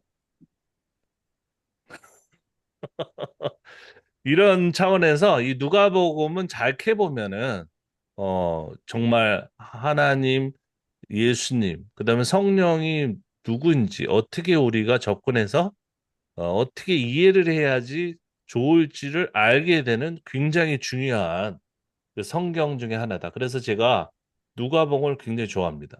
예. 물론 그 안에 그런 강요적이고 그다음 유대교적이고 그런 부분들이 있어요. 아직 많이 남아 있습니다. 그럼에도 불구하고 전반적으로는 이방인들이 쉽게 이해할 수 있도록 잘 풀어내려고 노력하는 그들이 그때 로마 시대에 살았기 때문에 로마의 황제 개념을 잘 안다고 하니까 거기에 맞춰가지고 이렇게 예수님을 갖다가 소개하려고 하는 그런 노력이 굉장히 가상합니다. 그런 것처럼 우리도 왜 성경을 연구해요? 예수님을 전해야 될 거 아니에요. 근데 어떻게 전해야 되느냐? 이 시대에 맞게 전해야 되는 거죠. 그러기에는 우리 교회가 잠을 자고 있다. 아무것도 하지 않고 있다. 성경 연구도 하지 않고 그냥 제 욕심만 채우고 있다. 그래서 기도도 많이 해주시고 조금 우리가 이것을 좀 바꾸기 위해서 뭔가 일상 속에서 우리에게 말씀하시는 그 예수님의 말씀을 잘 듣고 그리고 우리는 뭐 소리쳐가지고 뭐 억지로 이렇게 바꿀 수 있는 그런 것보다는 내가 예수님과 동행한다는 사실을 스스로 체험하고 그다음에 그들도 말로만 이렇게 떠드는 게 아니라 조용조용히 이렇게 평범하게 살아가면서 욕심 부리지 않고 그러면서 하나님께서 우리를 이끄시는 대로 타박타박하게 살아가는 것이 사실은 진리를 따르는 삶이라는 것을 좀 증명하는 우리가 되면 되지 않을까 생각합니다. 네, 설교를 하고 있네. 어쨌든 누가복음은 잘 여러분들이 질문을 많이 해주셔서 얘기했는데 좀 비평적으로나 좀 우리가 묵상할 때나 굉장히 유익한 내용들이 많이 들어있거든요. 다만 그 로마 황제를 그 모델로 하고 있다는 것을 좀 이해를 잘 하셔가지고 그 모델에 맞춰가지고 예수님을 빚어냈다는 거, 그 부분만 잘 인식하시고 읽으시면은 아주 유익한 성경 읽기가 되지 않을까 생각합니다. 이 정도로 하고 이제 여러분들이 그 성경 그 질문을 하시는 과정 가운데 읽으시는 과정 가운데 또 말씀하실 것이나 있으시면은 어, 말씀해 주시기 바랍니다. 우리 하정우 선생님부터 좀 그동안 잘 사셨는지 그리고 성탄절은 어떤 계획을 가지고 계시는지 말씀해 주십시오. 누가복음은 전에 성경 공부할 때 이런 이야기를 하셨던 것 같아요. 전에 전도사님한테 공부를 한 적이 있었는데 누가는 의사였기 때문에 누가복음에는 그 치유하는 사역들이 많이 있다. 다른 복음서에 비해서 뭐 그런 거 했었을 때 그때는 되게 신기했었거든요. 아, 이거 나중에 내가 알게 되면 한번 다시 해봐야지. 그 실제적으로 그런 것도 있긴 있더라고요. 그래서 이제 그런 부분도 아, 이번에 질문 한번 해볼까라는 생각도 했는데 그건 좀 유치한 것 같고 그런 생각도 있었고 그것도 어느 분이 정리해 놓은 것도 있어요. 그래서 정말로 그러냐. 그래서 의술에 관계된 것만 또 쫙 모아가지고 했는데 실제로 그분의 정리해 놓은 글을 읽으면은 그런 것 같아요. 그래서 의사인 것 같기도 합니다. 저는 이제 당신 쪽이잖아요. 저는 통합 측에서 꽤 오랫동안 교회를 다녔던 것 같아요. 한 40여 년. 그러다가 이제 감리교 쪽으로 이렇게 넘어가 보니까 훨씬 더 자연스러운 것 같아요. 당신보다는. 근데 학문적 깊이는 당신이 좀 더 나은 것 같아요. 잘은 모르겠지만. 그런 부분도 있고, 그리고 그런 생각도 났고, 또 성탄절 계획을 하면 가족들 한번 보러 올라가 볼까? 그래서 예약을 했는데 내려오는 버스가 별로 없더라고요. 그래서 밥을 먹고 와야 되는 시간이 너무 한 두세 시간 있다가 와야 되는 그런 부분이 있더라고요. 뭐 움직이고 뭐 하다 보니까. 그래서 성탄절에는 교회 안 가고 가족이 모여서 밥을 한번 먹자. 남들이 막 이상하게 보더라고요. 교회에서. 아니, 교회로 와야지 어디 가느냐고. 아, 나는 가족 만나는 게 더 중요한 것 같다고. 나한테는 가서 뭐 사람들 모여서 뭐 예배하고 뭐 행사하고는 나 잘하시라고. 좀 이상하게도 보는데. 교회에서 뭐 직분 뭐 이렇게 행사나 직분 맡으신 것은 없어요. 이 행사 좀 같은데 뭐 많죠. 맡기잖아요. 그러니까. 막 선교 회장도 하라고는 그런 거 하면은 아마 교회 다른 교회 다닐지도 모른다고. 난 가까운 교회를 가야지. 뭐 특별한 거를 아니 오라는 데는 많다. 지금 친구도 하나가 부장님 목회자로 있거든요. 가까운 한 하루는 한 7분? 그러니까 뭐 걸어서도 한 2, 30분은 갈 수 있는. 그래서 뭐, 가까우시, 예. 그런데도 이제 이야기도 안 했거든요. 그러니까 보니까 친구가 목사돼 있더라고요.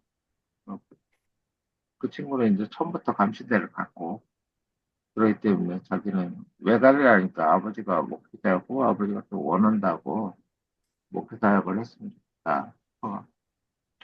그런가 보다 했는데 진짜 목사가 됐더라고요. 좀 잘하고 있더라고요. 잘 모르겠지만. 근데 그래서 이제, 감시는 이런 거 많이 배워요. 비평학도 다 배우고, 그 정장복 교수님이라는 지금 은퇴하셨을 텐데, 그분이 이제 성서비평학에 대해서 많이 가르쳤었기 때문에 기본적으로 잘 알고 계세요. 그런데 감신 나와도 그 목회할 때는 다 장로교처럼 해요. 예, 그게 좀 어색한 그런 부분도 있고. 여기는 날씨는 조금 추워지기 시작한 것 같아요. 근데 예. 다행인 건 눈이 좀 안 오는 게 다행인 것 같아요. 눈 오면은 할 일이 많아지거든요. 정말 느슨해질지도 모르고. 그런 부분에서는 좀 행복하긴 한데, 눈이 안 오니까 뭐, 재미도 없는 것 같기도 하고. 일상은 매일매일 같아요. 그냥 한 7시 반 정도면은 알아서 일과를 시작하듯이 하고, 원래는 9시에 출근인데, 사람들하고 부딪히기 싫어서 그냥 제가 할 일을 그냥 한 9시 전에 다 해버리죠. 그러다 보면 하루 종일 뭐, 다 뭐, 특별한 문제가 있으면 하루 종일 바쁜 거고, 아니면 그냥 일상처럼 보내고, 누가 찾아와도 커피 마시러 가고, 혼자밖에 없으니까, 사실. 자유롭기도 하지만, 게을러지더라고요. 누군가 있었으면은, 뭐, 이렇게 하고 저렇게 하고, 뭐 시간 보내면 좀 잘 계획적으로 나눌 텐데, 혼자 있다 보니까 뭐, 앞에 정육점 사장님하고 또 그냥 도와주러 가고, 70대 이상이거든요. 그분들 이제 교회는 가봤는데, 잘 가보니까 거의 사기꾼 집단 같다고. 왜 그래요? 그러니까.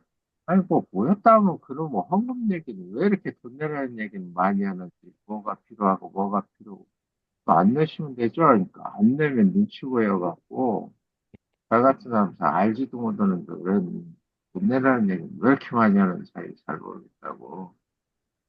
그리고 좀 이상하다고. 아, 그런 건 아닌데, 돈이 필요한 교회도 있죠? 라고 그냥 마무리 셨는데, 그분들도 이제 좀 교회 나가셨으면 하는데, 아, 이 돈 관련 데가 너무 많다고. 사실 그분들이 훨씬 많은 사람들을 후원하고 돕거든요.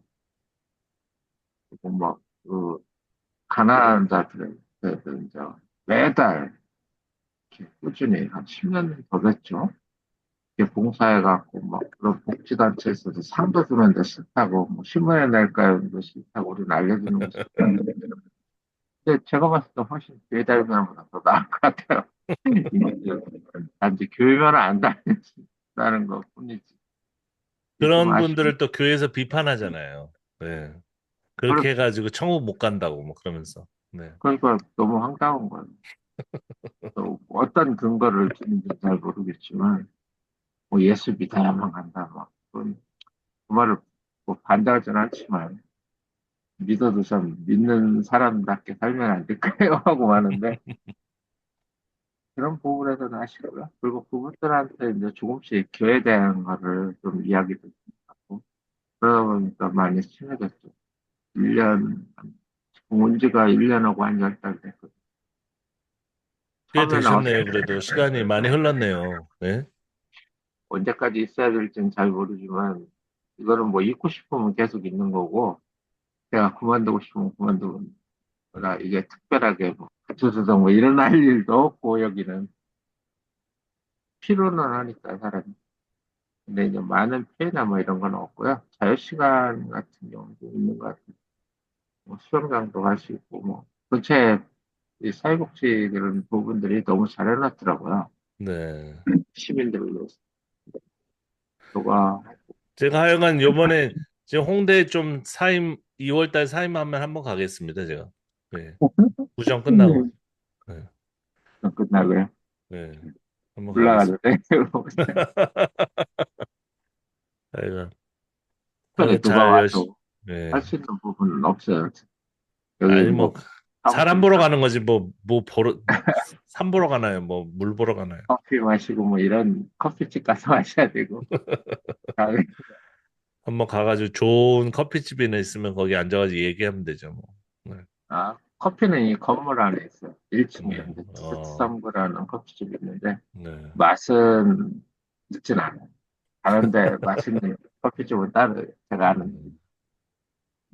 제가 그렇게 태국도, 저기 태국도 한번 갈 기회가 있으면은 우리 지도 교수님 따라가지고 가려고 그랬는데 지금 그 김성원 선생님한테 그 태국 무슨 설문조사 번역을 맡겼는데 잘 해주셨거든요. 그런데 그 지금 이제 저희 그 그룹이 태국 뭐 베트남 그다음에 미얀마 이런 분들 한 1,000명을 모았어요.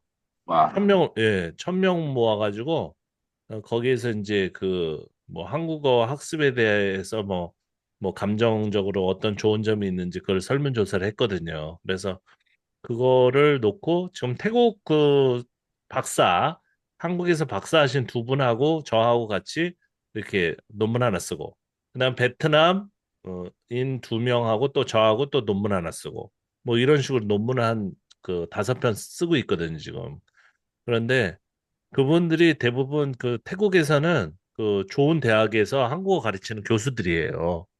그러니까 그분들한테 좀 초청해달라고 해가지고 저는 이제 비행기표만 내고 한번 갔다 오면서 김성환 선생님도 만나볼까 그랬는데 그것도 돼야 되는 건지만 어쨌든 그분들하고 맨날 그 태국에서 저희들이 하는 것처럼 줌으로 맨날 얘기해요. 맨날 그 논문에 대해서 얘기하고 그러니까 친하단 말이에요 아주. 네. 네, 잘 되길 바랍니다. 네. 우리 김성환 선생님도 또 한 말씀 들려주십시오. 네. 아, 그래서 그,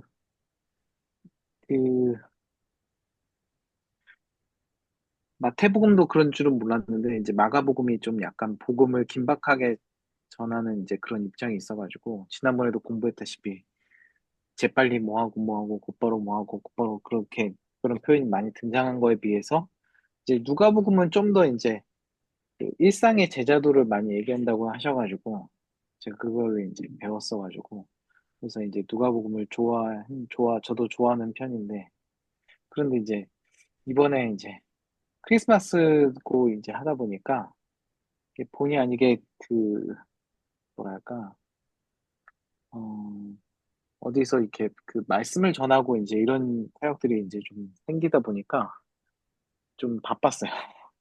그래가지고 이게 연구하기가 쉽지가 않더라고요. 아직 뭐, 네.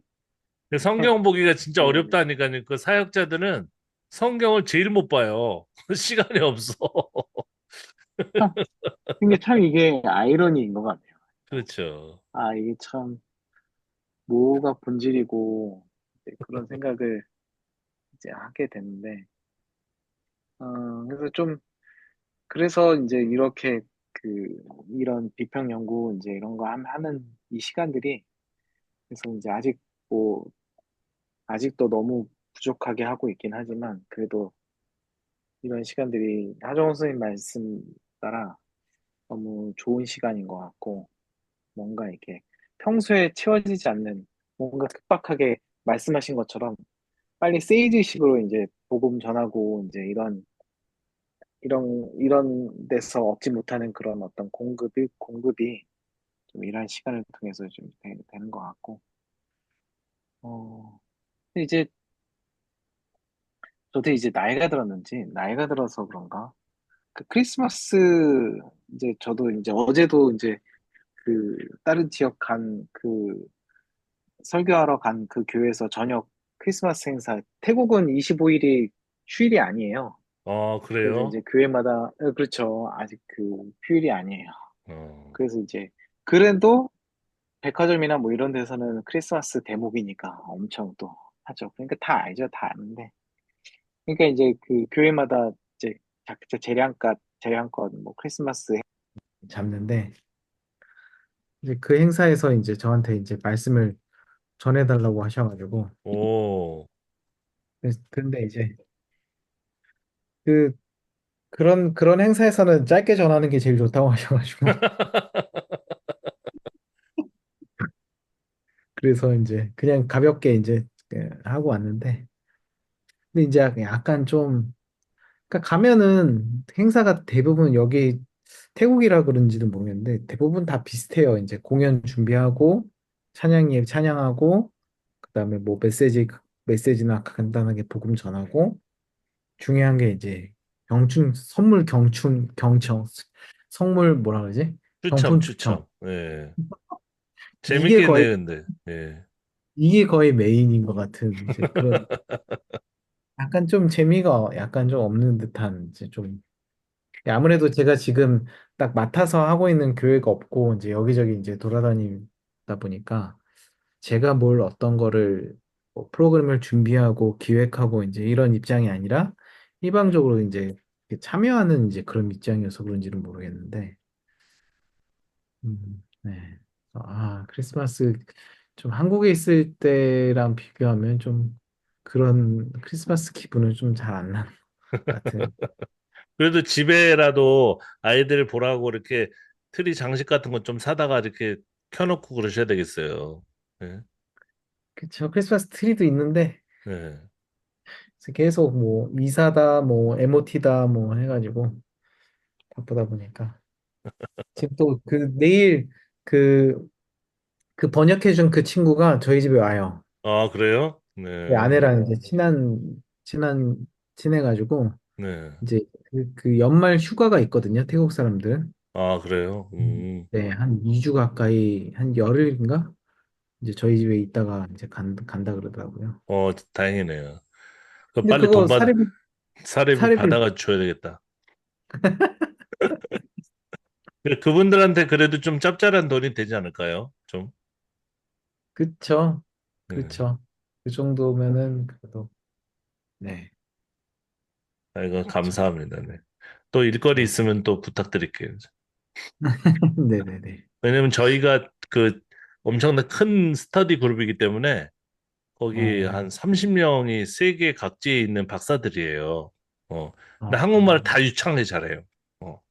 이분들이 그 나라에서는 이 태국에서도 제가 잘 모르겠지만은 그 무슨 한 분은 경찰관 무슨 높은 분의 딸이고 또 한 음, 분은 뭐 가장 큰 무슨 대학의 교수라고 그랬는데, 예. 근데 엄청 음, 겸손하시고 좋은 분들인데, 하여간 그 일거리가 좀 있으면은 또 부탁을 드리겠습니다. 왜냐면 이게 저희끼리 해도 돼요. 그분들도 태국 그 박사들이 있지만, 그런데 저희끼리만 하면 논문에 좀 신빙성도 없고 해가지고 같은 내용을 갖다가 여러분한테 여기저기 맡겨가지고 이렇게 비교하면서 하는 거거든요. 그래가지고 음. 그렇습니다. 네. 하여간 잘 지내시고 그러면 네, 저도 좀 가봐야 돼. 네네. 그 요한복음은 좀 특별한 좀 다른 성경인데 그 영지주의라고 하잖아요. 그노시즘. 그게 좀 영향이 좀 확실히 있었던 것 같아요. 그래서 그 어쨌든 마테마가 누가까지 이렇게 좀 흐름이 이렇게 좀 명확하게 보이다가 요한복음에 있어서는 완전 그게 이제 재배치되면서 자기가 하고 싶은 말을 하는 거거든요, 거기서는. 그럼에도 불구하고 원래 워낙 이 복음서의 어떤 그 배경 기본이 있었기 때문에 그리고 또 요한복음을 이제 작성한 사람도 그리스도인이기 때문에 그 뼈대는 그대로 있어요. 그래서 요한복음을 읽으실 때는 정리도 나름대로 잘 돼 있는 것처럼 보이죠. 근데 그 영성이라는 개념을 좀 약간 잠깐 놔두고 그 본문을 어떻게 가공해 가지고 갖다 놨는지를 마태, 마가, 누가 복음하고 좀 비교하면서 이렇게 메모하면서 이렇게 읽으시면은 아주 재밌습니다. 그런데 이 영이 너무 들어가 버리면은 그게 뭐 안다 그런 단어들이 있어요. 그게 이제 기노스코인데 그게 그노시즘이거든요. 그 아는 것에 굉장히 관심이 많아요. 영적인 암. 그러니까 이게 요한복음이 간단히 말씀드리면은 성령이 우리와 함께 하신다는 것을 위로를 받는 차원에서 이분들은 뭐냐면 그렇게 예수님이 함께 하시고 성령이 함께 하시면은 이 머리가 뻥 뚫려 가지고 이 신적인 지식을 완전히 소유하게 된다는 쪽으로 나가게 되는 거예요. 네. 그래서 그게 일면 우리가 성령 운동하는 분하고 좀 비슷하게 가기도 해요. 어. 그래서 그 부분은 사실은 그 성경의 전통적인 흐름이 아니다. 그렇게 일단 생각하시고 좀 가지치기를 하시면서 잘 정리를 1장부터 좀 해 나가시면은 예를 들어 뭐 요한복음 10장 같은 경우에 이제 목자 되신 예수님이 나오는데 자세히 읽어보면은 거기도 약간 영적인 소스를 많이 발라놨어요. 그런데 그런 것들 제외하고 다른 복음서하고 좀 객관적으로 비교하시면은 좀 유익한 그런 읽기가 되지 않을까 생각이 듭니다. 너 행사가 많으셔가지고 읽기가 어려우시면은 뭐 한 장 딱 정해가지고 한 장만 내가 좀 집중적으로 한번 연구를 해보겠다. 그래가지고 그 여러 번 읽으시면서 이렇게 해도 됩니다. 예. 꼭 이게 한 주에 한 권씩 한다고 그래가지고 그걸 다 읽으시려고 하면 부담이 너무 되니까 한 장만 딱 정해놓고 그걸 좀 집중적으로 내가 연구하겠다. 그런 것도 읽기 하나의 방법인 것 같습니다. 네. 그 자녀분들은 뭐 이렇게 좀뭐 건강하시고 사모님도 건강하십니까? 음, 네네네. 예, 건강한. 네, 건강하셔야죠. 요즘 그 한국은 지금 감기 걸려가지고 다 콜록콜록거리고 있고 예, 지금 난리예요. 뭐 계속 온도가 왔다 갔다 하니까 눈 왔다가 갑자기 추웠다가 막 그러고 있습니다. 네, 그래서 저도 막 좀 약간 감기가 올까 말까 그러고 있는데 군대는 건강하시. 많이 안 춥게? 네, 군대요. 군대는 그 웃긴 얘기를 들었는데 눈이 많이 와서 제수 작업하느라고 힘들었겠다 했는데 딱 하루 하고 그 다음에 주말이 되면요 그냥 안에 있는다고 합니다. 네, 아무것도 안 그 요즘 군대가 그렇대요. 해. 그냥 안에 있고, 그리고 교회는 이제 토요일 날 가죠. 토요일 날 가고 일요일 날도 계속 실내에 있었다고 합니다. 네, 밥 먹을 때만 가고. 그래서 뭐 전혀 살이 디룩디룩 찌고 있다고 지금 얘기를 하고 있어요. 네, 다행이죠, 뭐 다행. 예. 자, 그러면은 잘 이제 쉬시고 그다음에 다음 주에 또 뵐 수 있으면은 요한복음 가지고 또 뵙도록 하겠습니다. 예, 연말 잘 보내시고 뭐 성탄절 잘 보내시고 그 하정원 선생님은 혼자 떨어져 계시니까 이럴 때좀 기회 삼아 가지고 이제 가족과 또 만남을 가지시면 좋을 것 같습니다. 예, 교회야 뭐 재롱잔치 뻔하잖아요. 재롱잔치 하고 그다음에 뭐 성극도 요즘 안 하더라고요. 뭐 연극도 안 해요. 예, 안 하고 그냥 노래나 부르고 청년들도 그러고 있는데 뭐 재미도 없고 거의 70년대 그 레파토리 맨날 똑같은 어쨌든 수고 많이 하시고 성경좀 좀 많이 읽어주세요. 네. 네, 그럼 가겠습니다. 안녕히 네, 계세요. 고맙습니다. 감사합니다. 네, 감사합니다. 수고하셨습니다. 감사합니다.